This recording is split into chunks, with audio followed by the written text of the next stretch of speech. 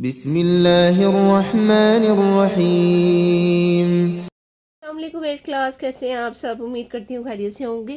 آج ہم اپنی بک سٹارٹ کرنے لگے ہیں اسلامیات کی، تو آج ہم اس میں امپورٹنٹ چیزیں پڑھیں گے اور سمجھیں گے اور جانیں گے کہ اس میں ہم نے کیا کیا دیکھنا ہے اور کیا کیا سمجھنا ہے۔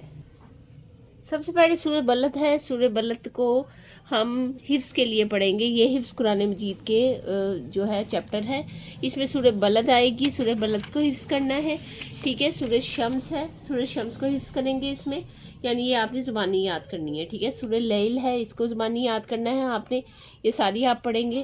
اس کے بعد ہم آ جاتے ہیں سورہ والضحیٰ پہ۔ سورہ والضحیٰ یاد کرنی ہے آپ نے زبانی، اور سورۃ الانشراح یاد کرنی ہے، علم نشرح جس کو کہتے ہیں نا، سورہ انشراح یاد کرنی ہے۔ پھر آپ نے حفظ اور ترجمے میں دوبارہ آنا ہے، یعنی پہلے صرف حفظ تھا اور دوبارہ جو ہے وہ حفظ اور ترجمہ ہے۔ تو اس میں ہم نے کیا کرنا ہے، اس میں ہم نے رحمت اور مغفرت کی دعا یاد کرنی ہے، اور اس کا ترجمہ ہمیں سارا پتہ ہونا چاہیے، وہ ہم نے اس کا دیکھنا ہے، ٹھیک ہے۔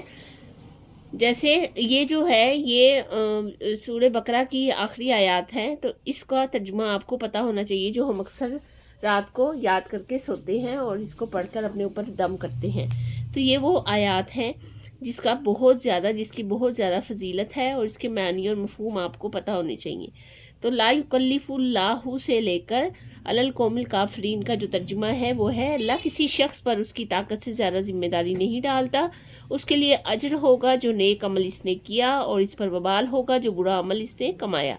اے ہمارے رب، تو ہماری گرفت نہ کر، اگر ہم بھول جائیں یا خطا کر بیٹھیں، اے ہمارے رب ہم پر وہ بوجھ نہ ڈال جیسا کہ بوجھ تو نے ان پر ڈالا جو ہم سے پہلے گزرے ہیں۔ اے ہمارے رب ہم پر وہ بوجھ نہ ڈال جس کے اٹھانے کی ہم طاقت نہیں، اور ہم سے درگزر فرما اور ہماری بخشش فرما اور ہم پر رحم فرما۔ تو ہمارا کارساز ہے، تو بس کافر قوم کے مقابلے میں ہماری نصرت فرما، ٹھیک ہے۔ یہ سارا یہاں تک ہو گیا، ٹھیک ہے۔ تھوڑی سی بلر ہے یہ بک، اس کو آپ نے تھوڑا دیکھ لینا ہے کہ تھوڑی سی نا بلر ہے بک، اس لیے آپ کو کلیئر سمجھ میں نہیں آ رہا ہوگا۔ آگے آ جاتی ہے حضرت موسیٰ علیہ السلام کی دعا، ربی اشرح لی صدری ویسر لی امری واحلل عقدۃ من لسانی یفقہوا قولی۔ اے میرے رب میرے لیے میرا سینہ کھول دے، اور میرے لیے میرا کام آسان بنا دے، اور میری زبان کی گرہ کھول دے تاکہ لوگ میری بات سمجھ سکیں، ٹھیک ہے۔ یہاں تک آگے دشمن پر غلبہ پانے کی دعا، حسبنا اللہ و نعم الوکیل، حسبنا اللہ و نعم الوکیل۔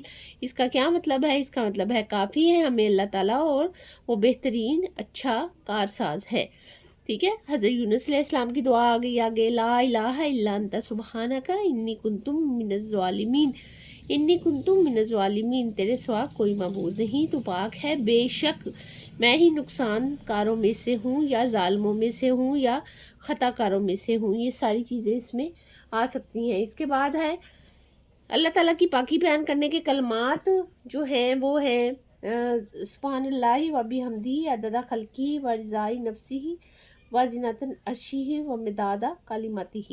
صحیح مسلم میں 6913 پہ یہ حدیث ہے، موجود ہے، ٹھیک ہے۔ اور یہ اس کا ترجمہ جو ہے، اللہ کی حمد و تسبیح بیان کرتا ہوں، اس کی مخلوق کی تعداد اس کی رضا کے بقدر، نیز اس کے عرش کے وزن اور اس کے کلمات کے روشنائی کے برابر، ٹھیک ہے۔ یہ آپ نے یاد کرنی ہے، اور اس کا ترجمہ بھی آپ کو پتہ ہونا چاہیے۔ آگے اسماء الحسنی ہے، یہ لازمی ہے، یہ آپ نے لازمی یاد کرنے ہیں، ان کی بہت زیادہ فضیلت ہے، اور یہ امپورٹنٹ کوسچنز میں سے ہیں، تو یہ آپ نے لازمی یاد کرنے ہیں، ٹھیک ہے۔ یہ آگے ہے اسماء الحسنی، الباعث، شہید، الحق، الوکیل، القوی، المتین، الولی، الحمید، المحصی، المبدی، المعید، المحیی۔ یہ سارے آپ نے یاد کرنے ود ترجمہ جو ہے حدیث نبی، وہ ہم کریں گے انشاءاللہ نیکسٹ ویڈیو میں۔ تب تک کے لیے ہمیں اجازت دیجیے، میرے چینل کو لائک اور سبسکرائب کریں تاکہ ہر نئی آنے والی ویڈیو سے آپ باخبر لگیں۔ امید کرتی ہوں آج کا سبق آپ کو صحیح سے سمجھ آیا ہوگا۔ اگر سمجھ آیا ہے تو کمنٹ باکس میں بتائیے گا، اور دوسروں تک اس کو ضرور شیئر کیجیے گا جن کو اس کا پتہ نہیں تھا۔ نیکسٹ لیکچر میں نیکسٹ ویڈیو کے ساتھ آپ کے پاس پھر ملاقات ہوگی، تب تک کے لیے اللہ حافظ۔